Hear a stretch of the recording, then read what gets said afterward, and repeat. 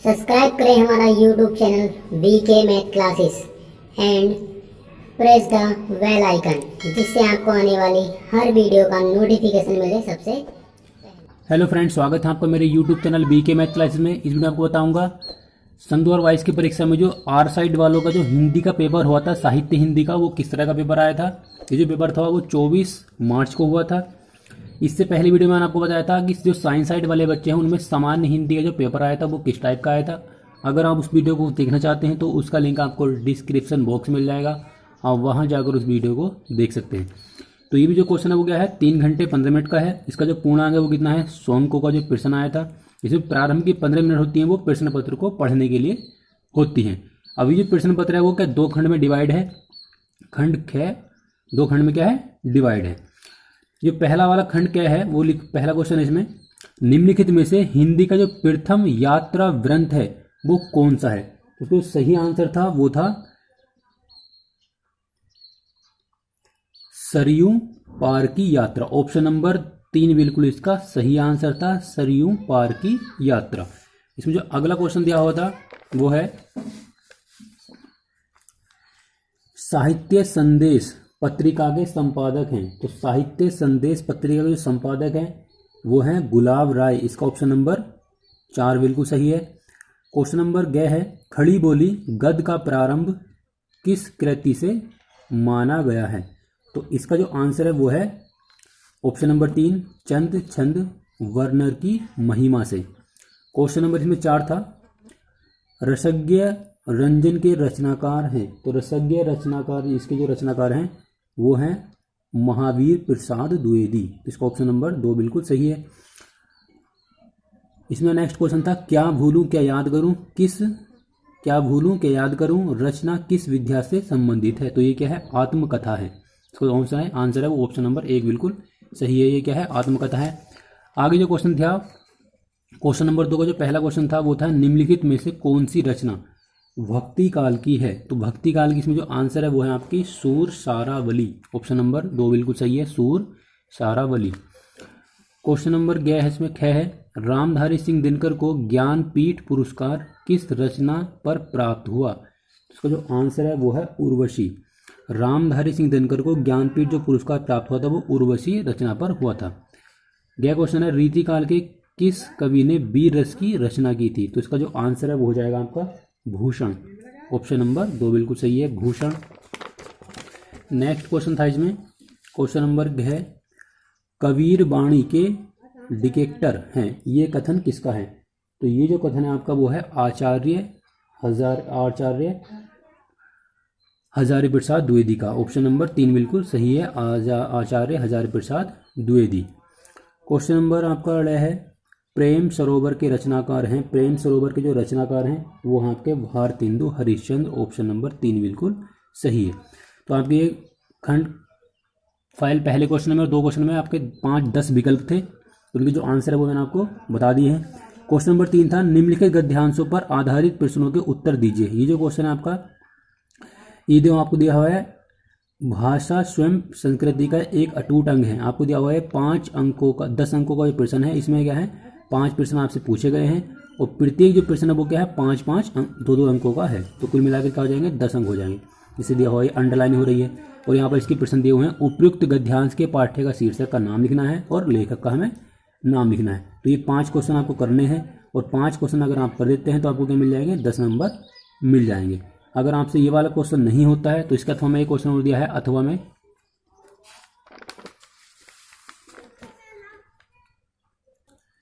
Question दिया हुआ है, भारतीय संस्कृति के प्रति निष्ठा लेकर। इसमें क्या है, अगर आप पीछे वाला क्वेश्चन नहीं होता है तो आप ये वाला पैराग्राफ को सोल्व कर सकते हैं। इसमें भी क्या है, ये भी पैराग्राफ का 10 नंबर का है, उसमें भी 5 क्वेश्चन आपसे पूछे जाएंगे।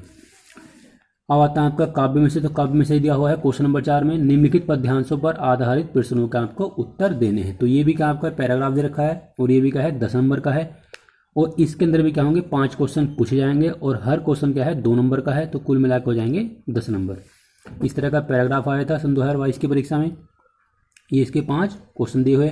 अगर आपसे ये क्वेश्चन नहीं होता है तो आप इससे अथवा में दिया हुआ है, आप ये वाला प्रश्न सोल्व कर सकते हैं। ये दिया हुआ है ये वाला विकल्प, आप ये वाला पैराग्राफ कर सकते हैं। और आगे दिया हुआ है आपका क्वेश्चन नंबर 5, निम्नलिखित में से किसी एक लेखक का हमें क्या करना था, जीवन परिचय लिखना था और वो भी अधिकतम 80 शब्दों में। और ये क्वेश्चन है वो क्या है, 5 अंकों का क्वेश्चन है। डॉक्टर वासुदेव शरण अग्रवाल का लिख सकते हैं, आचार्य हजारी प्रसाद द्विवेदी का लिख सकते हैं, या डॉक्टर APJ अब्दुल कलाम के बारे में लिख सकते हैं। तो किसी एक का करना था और ये 5 अंकों का प्रश्न आया था। या ये फिर आप कहाँ है, काव्य में से आपको क्या करना है, किसी एक का जीवन परिचय लिखना है। भारतेंदु हरिश्चंद्र, जयशंकर प्रसाद, सूर्यकांत त्रिपाठी निराला, ये भी क्या आपका 5 नंबर का क्वेश्चन आया था। फिर एक कहानी आएगी आपकी, कहानी आएगी पांचलाइट लिख सकते हैं या बहादुर लिख सकते हैं, ये क्या है 5 नंबर की है।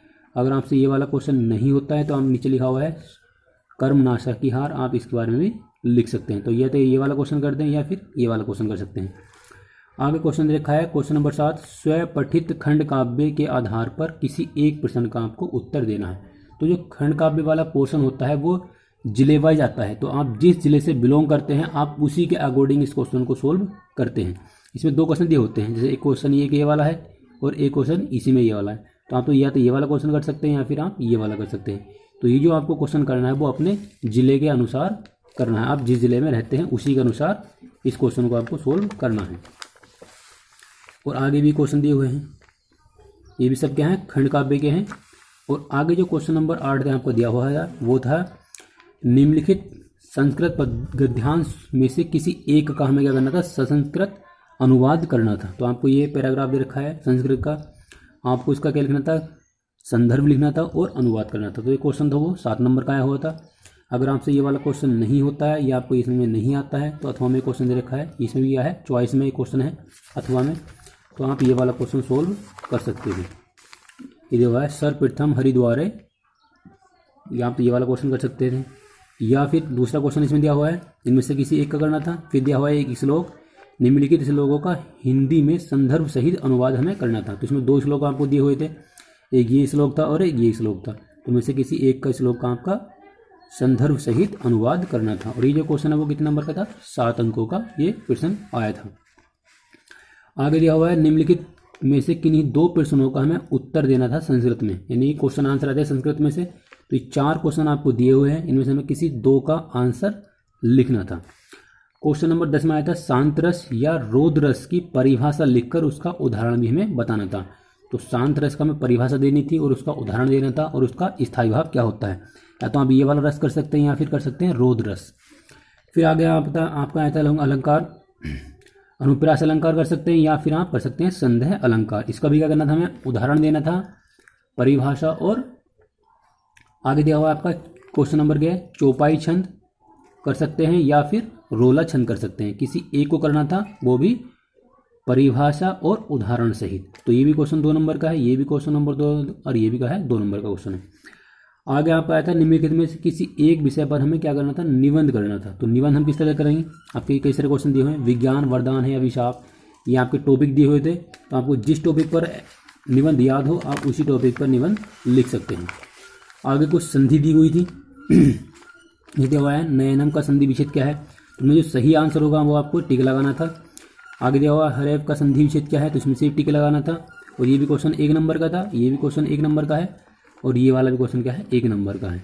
तो जो भी इसका आंसर सही था उनमें से आपको केवल टिक लगाना था। आगे दिया हुआ है, निम्नलिखित में से किसी एक पद का विग्रह करके हमें समास का नाम लिखना था। किसमें समास कौन सा है, जैसे घनश्याम, प्रत्येक, श्वेतांबरम। इसमें हमारे पास जो आपको पहले इसका समास विग्रह करना था और फिर इसका हमें समास का नाम लिखना था। आगे जो क्वेश्चन दिया हुआ है क्वेश्चन नंबर 13, क्वेश्चन नंबर 13 हमें दिया हुआ था, ये क्वेश्चन था, आत्मानम शब्द का षष्ठी विभक्ति का द्विवचन हमें लिखना था। तो आत्मानम का जो षष्ठी विभक्ति का द्विवचन है आपको छांट कर लिखना था। आगे दिया हुआ है, नामन शब्द का सप्तमी विभक्ति का बहुवचन का क्या रूप होगा, इसके बारे में लिखना था। स्था धातु में लोट लकार मध्यम पुरुष बहुवचन का रूप हमें लिखना था। ये आपको क्वेश्चन दिए हुए थे, इनमें से हमें किसी एक का करना था। अपीबम अथवा नयत का धातु लकार पुरुष तथा एक वचन हमें लिखना था। आगे क्वेश्चन दिया होता, निम्नलिखित में से किसी एक शब्द के धातु एवं प्रत्यय का योग हमें स्पष्ट करना था। तो जो कौन सा आपको सही लगता है आप इस क्वेश्चन को सोल्व कर सकते हैं। और ये सब क्वेश्चन क्या है, सभी क्या है, 1-1 नंबर के क्वेश्चन आए हुए थे। उसमें आगे क्वेश्चन दिया हुआ था निम्नलिखित में से किसी एक शब्द का संस्कृत प्रत्यय हमें लिखना था। तो प्रत्यय हम किसे कहते हैं, जो शब्द के लास्ट में जुड़ते हैं वो प्रत्यय कहलाते हैं। आगे दिया हुआ है रेखांकित पदों में से किसी एक पद में प्रयुक्त विभक्ति तथा संबंधित नियम का हमें उल्लेख करना था। तो विद्यालय में कौन सी विभक्ति है और वो कौन से नियम से संबंधित है वो हमें लिखना था। इसी प्रकार से हमें ये वाला क्वेश्चन करना था। इनमें 3 क्वेश्चन दिए हुए हैं, आपको केवल 2 ही क्वेश्चन का आंसर देने थे। अगला क्वेश्चन है क्वेश्चन नंबर 14। निम्नलिखित में से किसी 2 वाक्यों को हमें क्या करना था, संस्कृत में अनुवाद करना था। जैसे पहला क्वेश्चन है सड़क के दोनों ओर हरे वन है, और अगला क्वेश्चन था आदर्श विद्वानों में श्रेष्ठ है। ये आपको 5 क्वेश्चन दिए थे और 5 में से केवल आपको 2 का संस्कृत भाषा में अनुवाद करना था। तो इस प्रश्न पत्र में क्या थे, केवल 16 पेज थे